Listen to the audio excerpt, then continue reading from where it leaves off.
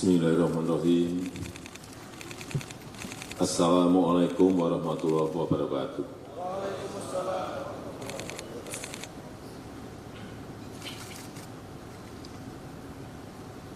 Yang saya hormati Ketua Komisi Yudisial, para Menteri, Kapolri, para Kepala Staf Angkatan, para pejabat utama, Mabes Polri, seluruh Kapolda yang hadir, para penerima manfaat dari perizinan ini, Bapak Ibu, tamu undangan yang berbahagia.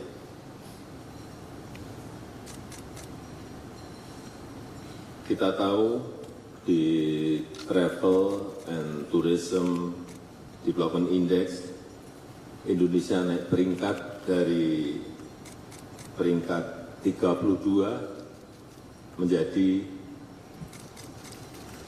ke 22.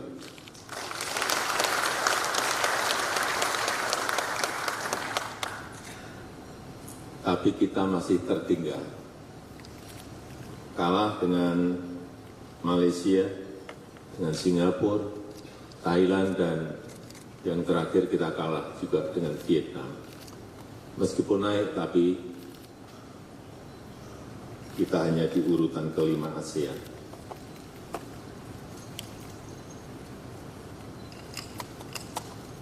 Obyek-obyek pariwisata di Indonesia memang kalau dibandingkan dengan negara yang tadi saya sampaikan, sebetulnya masih sangat bagus-bagus yang ada di Indonesia.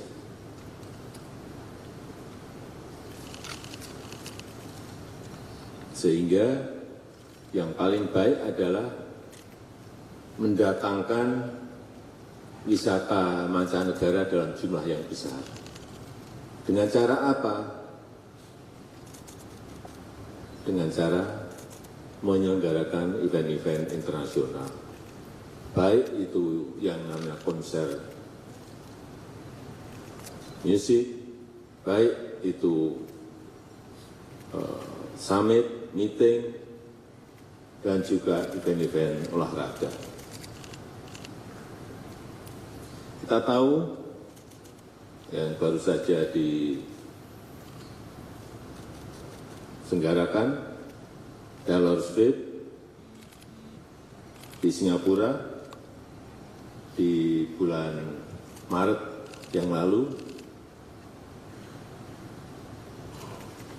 diselenggarakan 6 hari di Singapura, dan Singapura adalah satu-satunya negara ASEAN yang menyelenggarakan itu.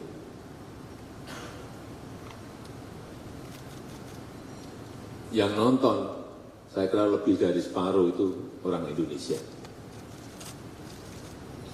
Karena penggemar Taylor Swift, kalau kita lihat di Spotify, Indonesia itu 2,2 juta orang.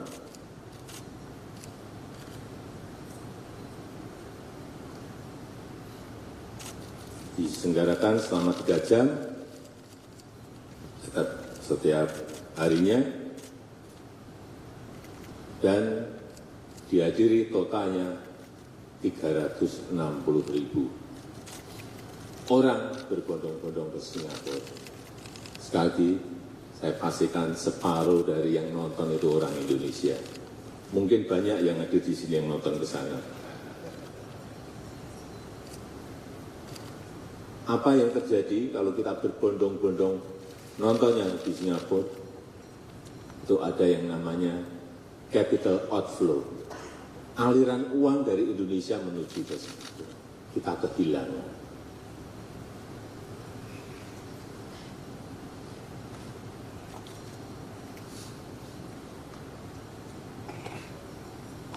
Kehilangan uang bukan hanya untuk beli tiket, tapi kehilangan uang Indonesia untuk bayar hotel, untuk makan, untuk transport, dan lain-lainnya. Kenapa sih selalu yang menyelenggarakan dari Singapura? Ya karena kecepatan melayani dalam mendatangkan artis-artis tadi.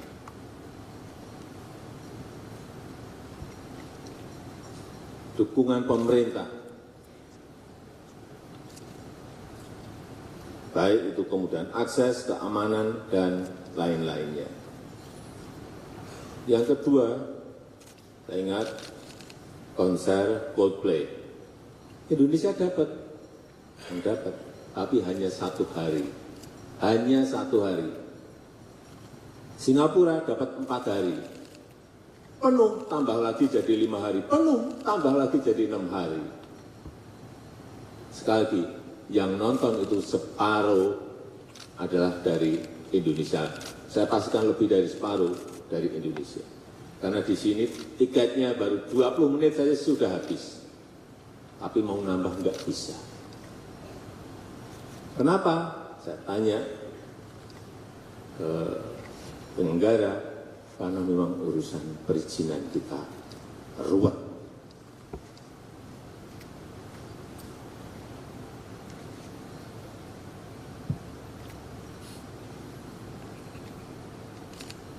Padahal yang saya dengar,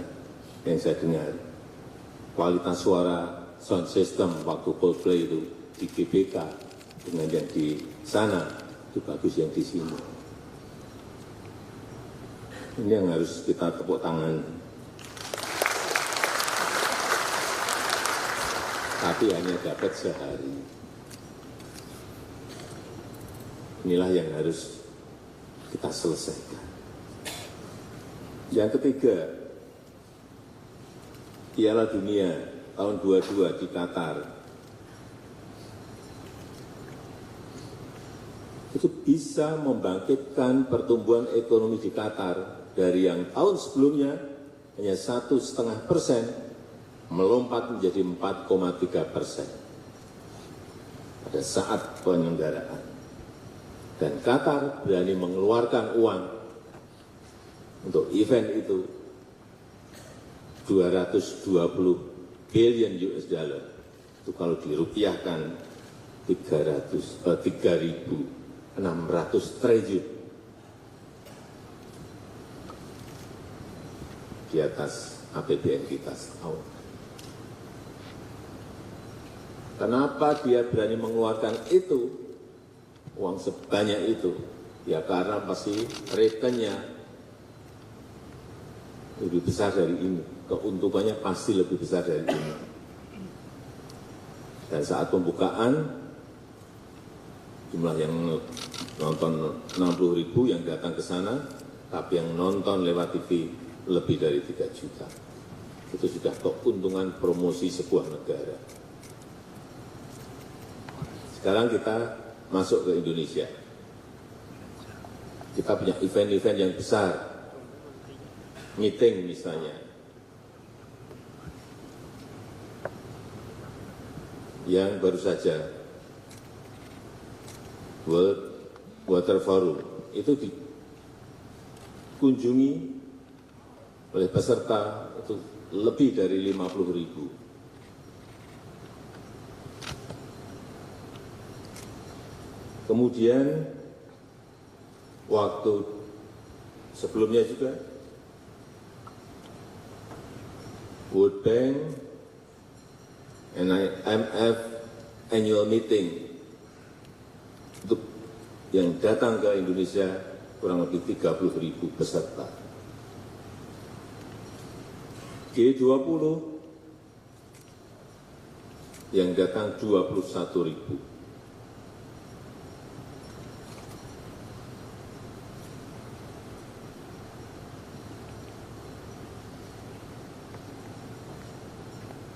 Dan setiap peserta itu spendingnya, belanjanya kurang lebih 30 juta per orang.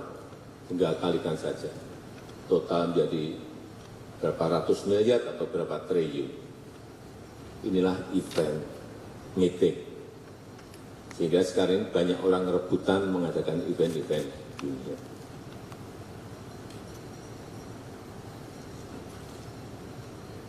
Juga event-event nasional kita, lokal kita. Satu nonton, sering sekali nonton. Slang pernah, bukan pernah, nggak tahu berapa kali. Dewa pernah,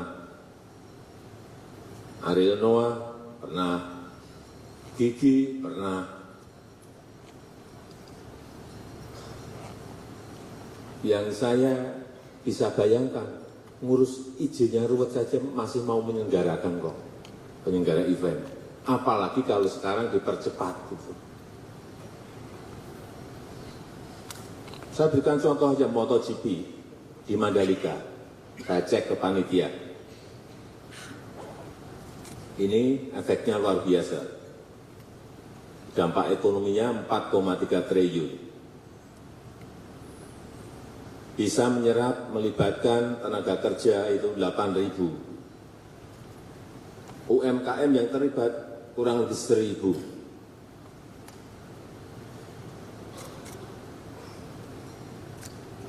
Tapi begitu saya tanya, bagaimana mengenai perizinan, lemes saya. Ternyata ada 13 izin yang harus diurus. Tapi namanya bukan perizinan, namanya surat rekomendasi.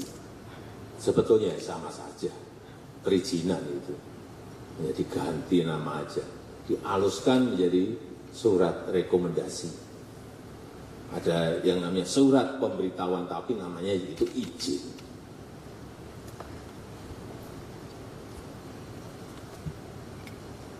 Dimulai dari surat persetujuan desa, surat rekomendasi dari IMI NTB, surat rekomendasi dari IMI Pusat, surat rekomendasi dari Polsek, surat rekomendasi dari Polres ke atas lagi, surat rekomendasi dari Polda NTB, dan surat rekomendasi dari Mabes Polri.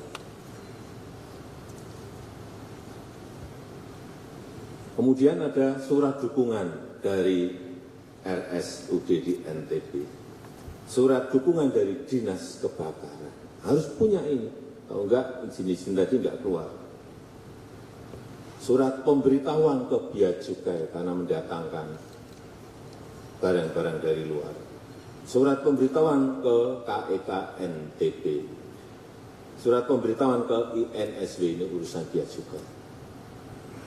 Kalau saya jadi penyelenggara event itu, lemes dulu sebelum bertanding eventnya.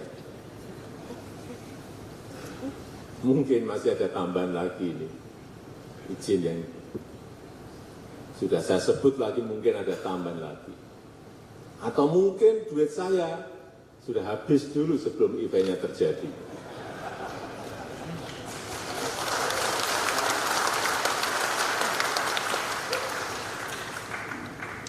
Ini fakta. Karena saya tanya langsung, sebenarnya problemnya apa sih? Ini sama dengan konser musik, dengan event-event olahraga lainnya, nggak akan mungkin jauh dari yang tadi saya sebutkan tadi.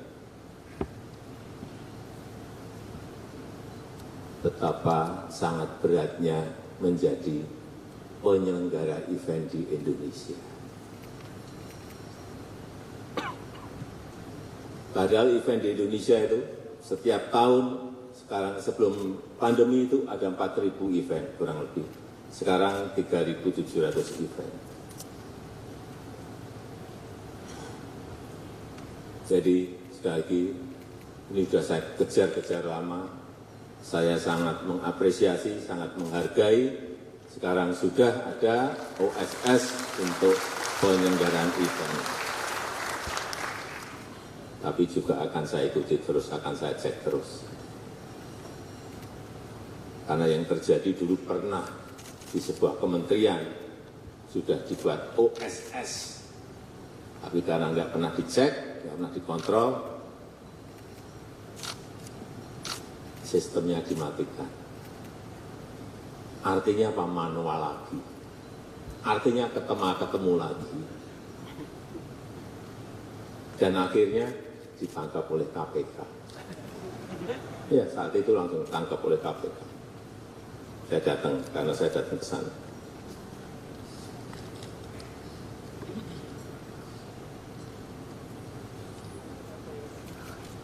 Bapak Ibu sekalian yang saya hormati, masalah utama penyelenggaraan event di negara kita itu adalah kepastian izin yang tidak diberikan jauh hari. Jadi saya minta juga pada penyelenggara event itu mengajukannya jauh-jauh bulan sebelumnya, 6 bulan sebelumnya, setahun sebelumnya, mengajukan izin dulu. Artinya itu ada perencanaan yang baik, manajemen perencanaan yang baik, kapan event itu diselenggarakan. Pemerintah, jajaran pemerintah juga tadi sampaikan oleh Pak Kapolri, totalnya bisa disampaikan hanya dalam waktu 14 hari dari beberapa perizinan tadi. Sehingga penyelenggara bisa mempromosikan eventnya, bisa menjual tiketnya dengan baik. Kalau harinya kurang, sehari kurang, bisa ditambah lagi, waktunya masih memungkinkan untuk melakukan itu. Karena juga yang saya dengar, sering mengajukan izin hanya seminggu sebelumnya. Dadakan seperti itu. Ya sulit. Kalau sudah didadak seperti itu. Jadi kita semuanya memang harus bekerja dengan perencanaan yang baik. Jadi kalau di internasional, artis pun kan juga jadwalnya padat, jadi memiliki planning yang jauh-jauh hari. Di kita juga sama, artis juga jadwalnya padat, harusnya penyelenggaraannya juga meminta izinnya juga harus jauh-jauh bulan sebelumnya, tidak dadakan.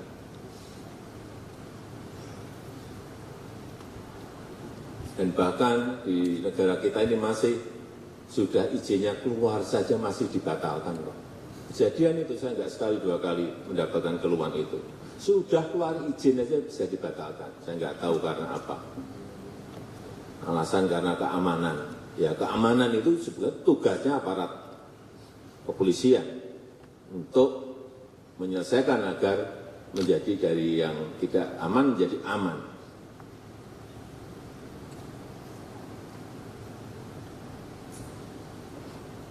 Oleh sebab itu, sekali lagi mengenai digitalisasi proses perizinan ini yang segera kita launching, harapan saya sekali lagi bukan hanya website layanan saja, tapi betul-betul memberikan kemudahan pengurusan, betul-betul memberikan kepastian jauh-jauh hari sebelumnya, betul-betul memotong birokrasi kita, dan sehingga munculnya adalah sebuah kos yang lebih murah dan lebih terbuka transparan. Saya rasa itu yang ingin saya sampaikan, dan dengan mengucap Bismillahirrahmanirrahim pada pagi hari ini secara resmi saya luncurkan digitalisasi layanan perizinan penyelenggaraan event di Indonesia. Terima kasih. Kami mengundang PR besar juga. Setelah ini rampung, PR kita adalah bagaimana agar hak cipta itu bisa berdampak pada para seniman, pencipta lagu, dan lain-lain. Kalau eventnya banyak, tapi dampaknya tidak ke pencipta lagu, ke artisnya juga ini akan tidak berdampak baik kepada para seniman kita. Saya rasa itu. Wassalamualaikum warahmatullahi wabarakatuh.